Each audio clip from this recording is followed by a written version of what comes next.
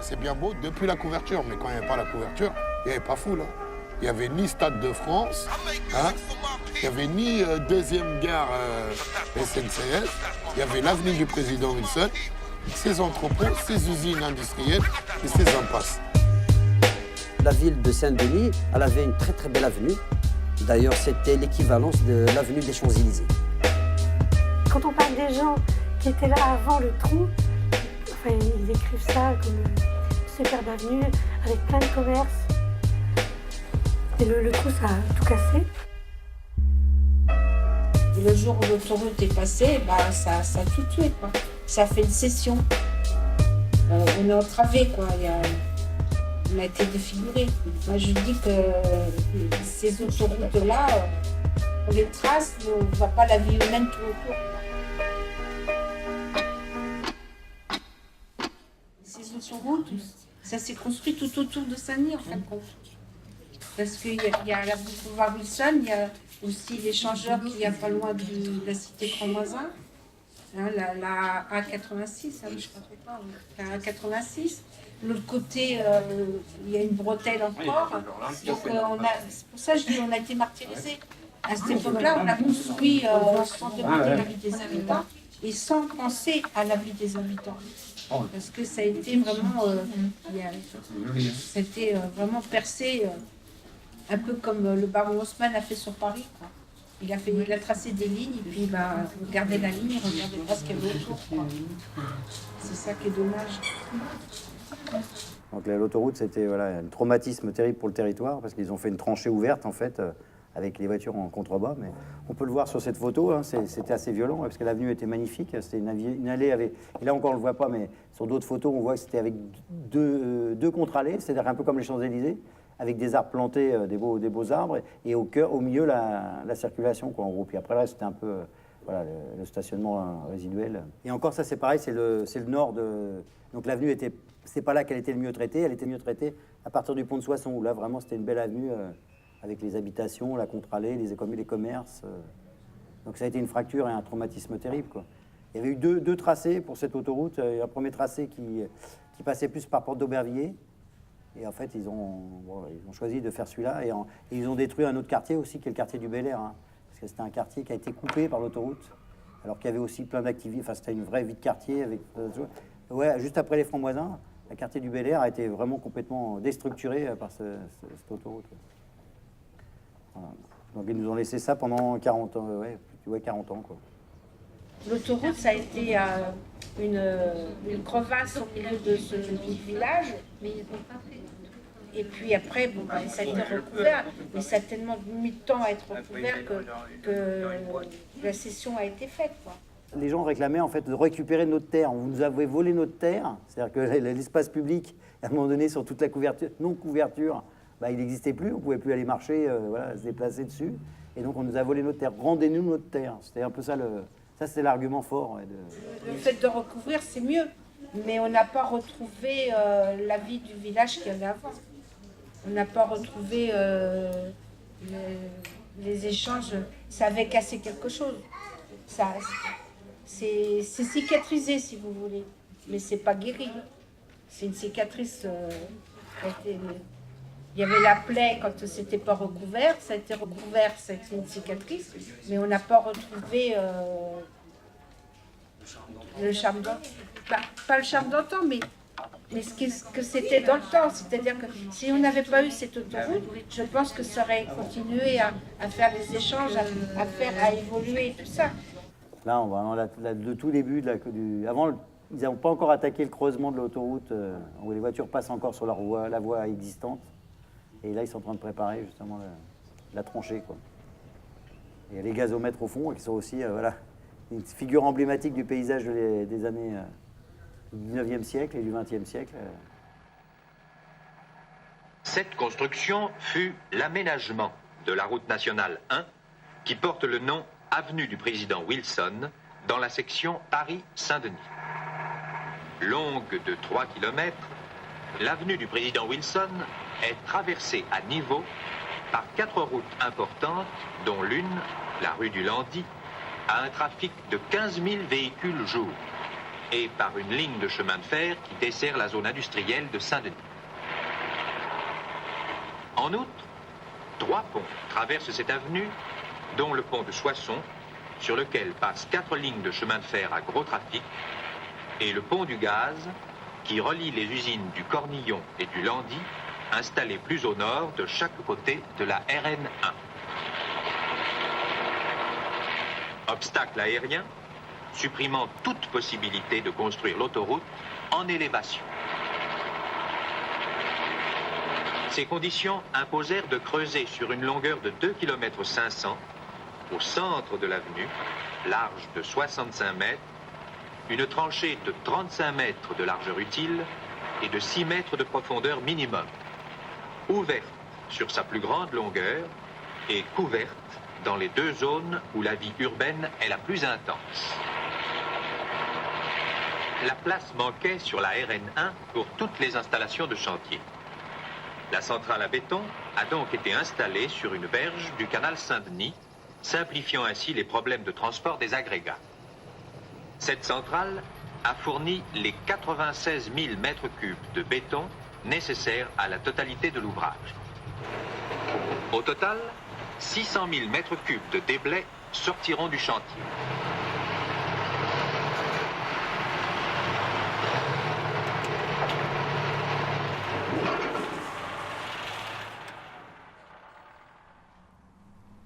C'était une autoroute qui avait été construite dans les fin des années 50, début des années 60, puisqu'elle avait été inaugurée dans les 62, il me semble.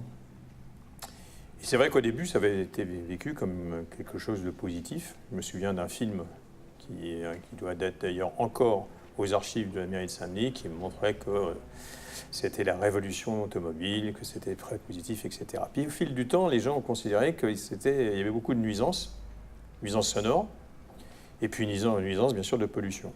Avant la couverture, c'était très gris, très...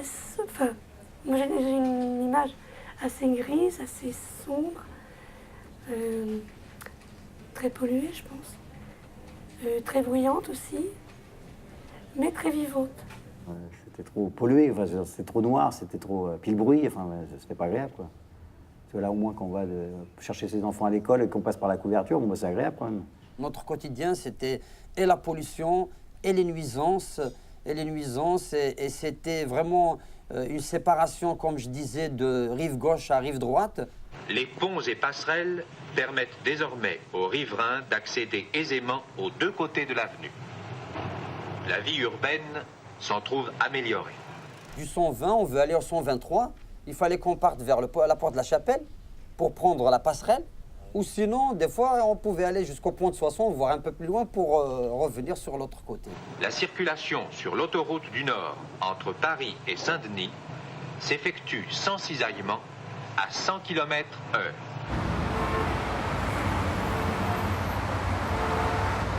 Le trafic des voies latérales est devenu un trafic local. Les encombrements disparaissent.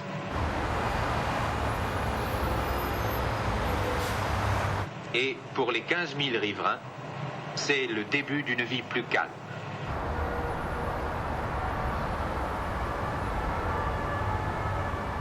Pour réaliser sans difficulté apparente une transformation aussi totale, une collaboration étroite entre l'administration et l'entreprise était nécessaire.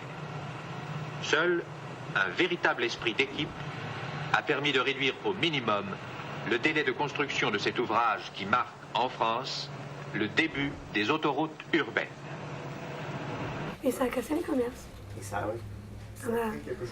Certainement, parce que moi, les gens me disaient avant, il y avait tout. On trouvait tout ici. Pas besoin de prendre le bus pour aller à Saint-Denis. Boulevard Wilson, il y avait beaucoup de commerçants. Et puis, il y avait des fêtes de quartier. Il y avait les gens... Rien que la foire du Landy qui était là, elle a disparu après. Il n'y a plus... et l'ancien maire de Saint-Denis, Marcelin Berthelot, il a consacré plus de 20 ans de sa vie à vouloir faire recouvrir cette autoroute. Il n'avait pas gain de cause. On a eu gain de cause seulement quand ils ont fait le Stade de France. Donc ça a été, avec le nouveau maire qui était Patrick Braouzek, c'était une exigence.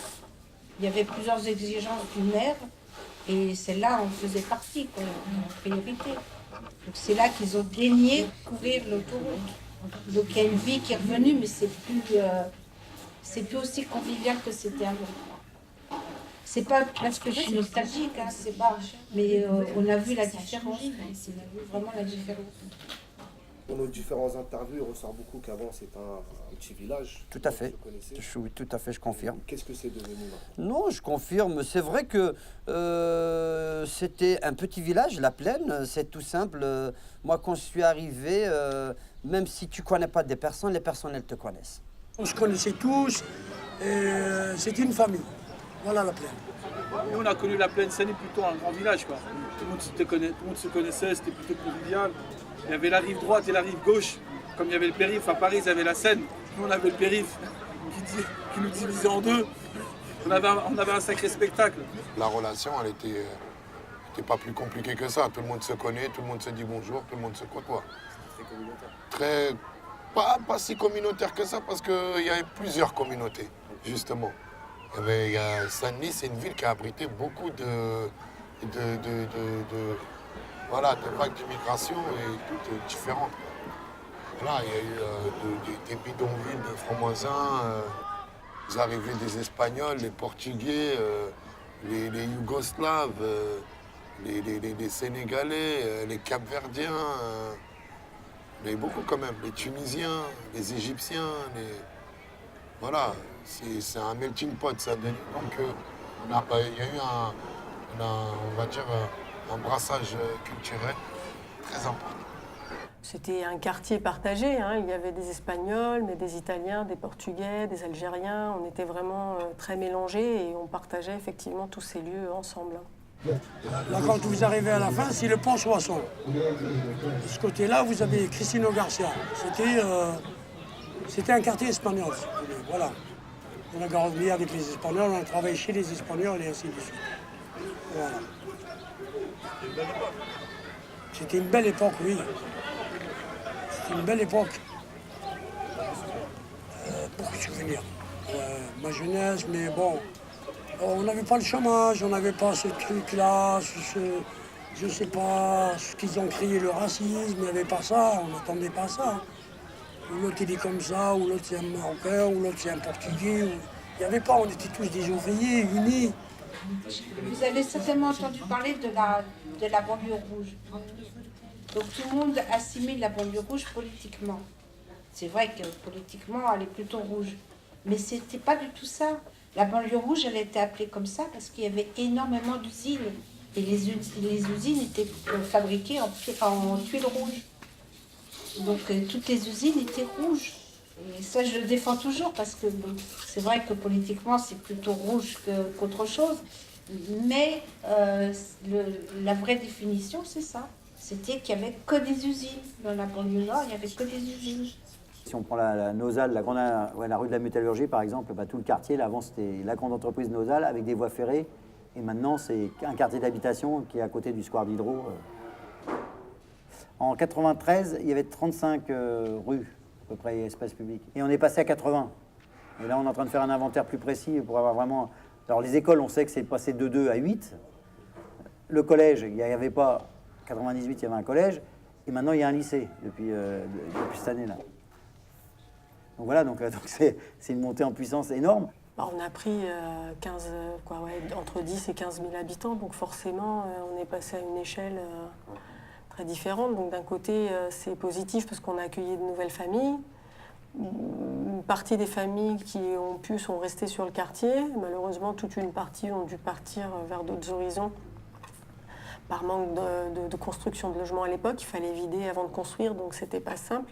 Chose qu'on fait plus aujourd'hui. En tout cas, là, pour le coup, faut qu'il y ait des nouvelles personnes qui viennent. C'est ça qui est intéressant, c'est le mélange des différents habitants. Mais il faut aussi qu'on garde une partie des habitants, sinon l'histoire, elle n'est plus que dans les livres et il n'y a plus personne pour la raconter. Avec la couverture de l'autoroute, avec le Stade de France, c'est vrai que la Plaine Saint-Denis, elle a pris un grand élan. C'est-à-dire après, il y a eu pas mal de constructions. Donc il y avait et les HLM et les privés. Donc il y a eu l'arrivée massive des populations. Et aussi, moi je peux dire que c'était une opportunité pour les gens qui venaient investir à la plaine. Parce que c'est vrai que c'était accéder à la propriété à la plaine, c'était pas cher. Bon, l'évolution, tout le monde l'a vu, tu vois. Parce qu'il n'y avait vraiment rien, c'était une zone industrielle. Et aujourd'hui, bon, bah, on a quand même, voilà, tu vois, des logements sociaux, des logements privés. Il reste encore de l'immobilier dans l'ancien. Tout n'a pas été, mais une bonne partie qui a été faite. Et quand des choses ont été faites, c'est bien de souligner, c'est bien de le dire et tout. C'est vrai que la ville de Saint-Denis, Plaine Commune Habitat, ils ont vraiment œuvré pour résorber l'habitat insalubre. Il reste encore je pense qu'il reste encore des trucs à faire, beaucoup de demandes de logement donc, qui sont en suspens. Bien sûr, des gens qui attendent d'ici leur demande de logement. Donc je pense qu'il y a toujours des efforts à continuer dans le problème du logement pour le bien-être des habitants, des familles de la plaine. Hein. C'est bien de construire des nouveaux logements. Mais les gens qui habitaient à la plaine ont été relogés ailleurs. Et ça, c'est dégueulasse. Et il faut le dire. Donc, tu vois ce que je veux dire? C'est bien de faire la couverture, tout ça, de faire un stade de France, de construire des logements, tu vois, de construire des logements. Mais il faut que ça profite aussi à la population de la plaine Saint-Denis.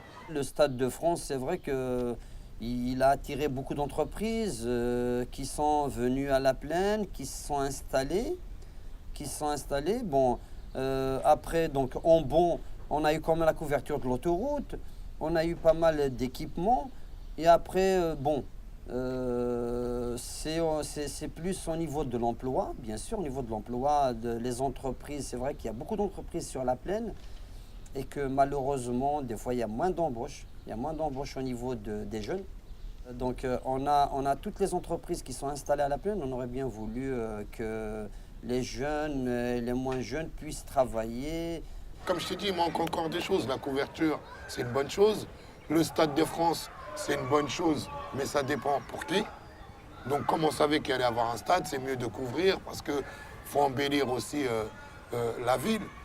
En fait, la couverture au départ était prévue en plastique, ou je ne sais pas comment, on ne voulait pas marcher dessus. Puis après, il y a eu toute une manifestation et ils ont pu avoir une couverture en dur sur laquelle on pouvait mettre de la pelouse et des jeux. Donc ça, c'était super bien. En fait, à la fin, ce projet, c'était une sorte de couverture, je ne sais pas quel aurait été le matériau, mais une couverture bombée, simplement pour couvrir du bruit, mais on n'aurait pas eu finalement de nouvelles liaisons entre l'Est et l'Ouest de l'autoroute. Cette couverture, dans un premier temps, était faite un peu au rabais, comme dirait l'autre, comme souvent un peu dans les quartiers populaires, on fait les choses au rabais. Et donc, sous la bataille des habitants et des élus, ils ont remodifié la copie, sachant que le Stade de France allait arriver aussi sous l'impulsion de cette Coupe du Monde. L'État a décidé de mettre un peu les moyens. Je pense que sans le Stade de France, on aurait lutté encore davantage. Parce que déjà la lutte pour la couverture, elle était très très longue. Donc c'est un long combat des habitants, des élus, des riverains. C'était vraiment une grande bataille. Et donc là, ils ont revu la copie, ils ont fait travailler un urbaniste et ils ont changé la technique pour faire. Parce qu'ils disaient pendant un temps, c'est pareil, ils expliquent toujours que c'est pas possible. Et en fait, ils ont bien réussi à le faire. Et ce projet a été confié donc à un paysagiste, Michel Corajou, qui a donc élaboré un nouveau projet et qui a été donc inauguré juste un peu avant l'inauguration du Stade de France. C'était un projet là qui correspondait véritablement aux vœux de la population, puisque ça permettait de passer d'une rive à l'autre de cette autoroute, ce que ne permettait pas le projet qui a été abandonné. Le quotidien des gens, il a été transformé, parce que c'est vrai qu'avec l'autoroute, l'ouverture, c'était un trou, et que les gens, c'était pas agréable. Hein. De toute façon, on va dire, c'était moche, et que la couverture, d'ailleurs jusqu'à aujourd'hui, c'est quelque chose de magnifique, de très beau. C'est-à-dire que si je vois le quartier d'avant, je le vois en noir et blanc. Si je le vois maintenant, je le vois en couleur. C'est devenu vraiment un lieu de vie, d'ailleurs, où les gens pouvaient se rencontrer, faire des fêtes, veiller le soir. Il y a des espaces, d'ailleurs, il y a pas mal d'espaces. Et c'est vrai qu'on a commencé à se côtoyer quand ils ont recouvert l'autoroute avec le nouveau collège. Sinon tout le monde était de son côté. Il y avait pas, c'était pas... Ça a fluidifié les échanges entre les deux rives. Voilà, ça a mixé des populations avec les anciens, des nouveaux, voilà. Ça a remixé tout ça et ça a redonné des pratiques quand même de rencontres possibles sur la couverture. Bon, ça a bien évolué maintenant, on se déplace partout. Je vois mes enfants qui sont adolescents maintenant, ils se baladent partout. Ils vont autant au Saint-Vin qu'à Crestino, qu'au Pont de Soissons. Pour eux, c'est un quartier, alors que nous, à l'époque, on n'avait pas des frontières, mais on avait quelques limites. Donc ça a reconquis un peu de vivre ensemble, ça a permis. Alors il y a sûrement encore des choses à faire. La fête du 9 juin va être aussi cet élément-là. C'est comment on peut régulièrement aussi refaire des événements sur cet espace, comme tu disais tout à l'heure. Ouais. Donc c'est noir et blanc, les photos. Ouais. C'est ça. C'est exactement l'idée, l'idée qui reste. C'est avant noir et blanc et maintenant couleur.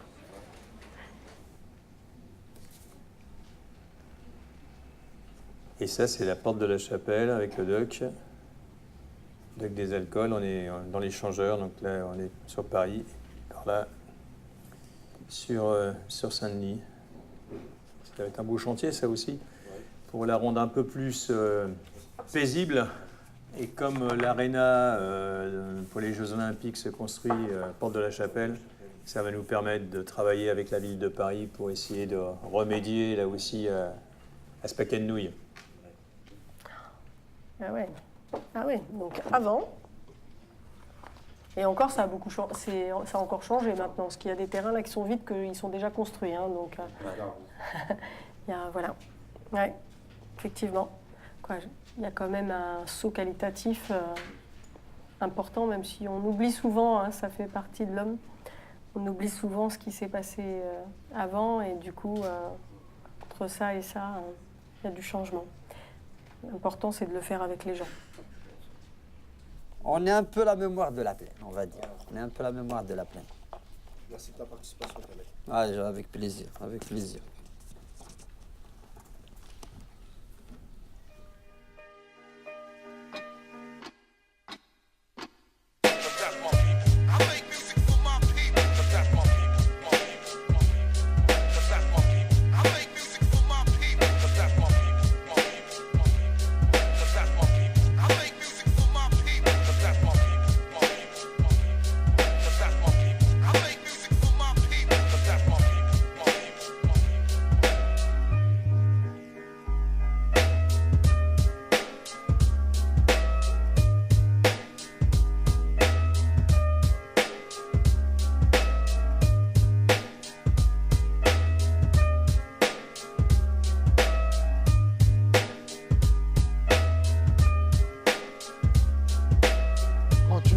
Quartier comme ça, c'est soit tu te refermes sur toi, soit tu t'ouvres parce qu'il y a le monde qui passe dans ton quartier. Et toi, on va dire ton quartier c'est une fenêtre. Et de cette fenêtre, eh ben, tu peux tout voir.